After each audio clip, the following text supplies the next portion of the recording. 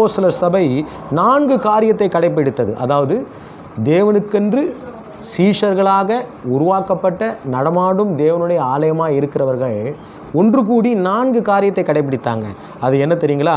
அப்போஸ்தலர் புத்தகம் 2வது அதிகாரம் 42வது வசனத்தில் சொல்லப்பட்டிருக்கிறது.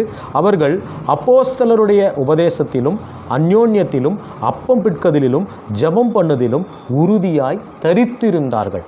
அப்போ சபையானது தேவன் கொடுத்த உபதேசத்தில், அப்போஸ்தலர்களுக்கு அவர் கொடுத்த அந்த உபதேசத்திலும், அந்யோன்யம் என்று சொன்னால் ஐக்கியத்திலும், அப்பம் பிட்குதல், பிரைஸ் லார்ட். அப்பம் பிட்குதல் என்று சொன்னால் நம்ம திருவிருந்தை குறித்து சொல்லப்பட்டிருக்கிறது. திருவிருந்து எதை குறிக்கிறது? இயேசுனுடைய மரணத்தையும் உயிர்த்தெழுதலையும் நினைவு கூறும் விதமாய் நாம் எடுக்கிற அந்த விஷயத்தை தான் திருவிருந்து என்று சொல்லுகிறோம். அப்போது தேவன் எனக்காக மரித்தார், தேவன் எனக்காக உயிர்த்தெழுந்தார், தேவன் எனக்காக வருவார் என்கிற விசுவாசத்தோடு கூட வாழ்வது தான், அதை தான் இங்கே அப்பம் பிட்குதல் என்று சொல்லப்பட்டிருக்குது. அது மட்டும் இல்லை, ஜபத்தில் உறுதியாய் தரி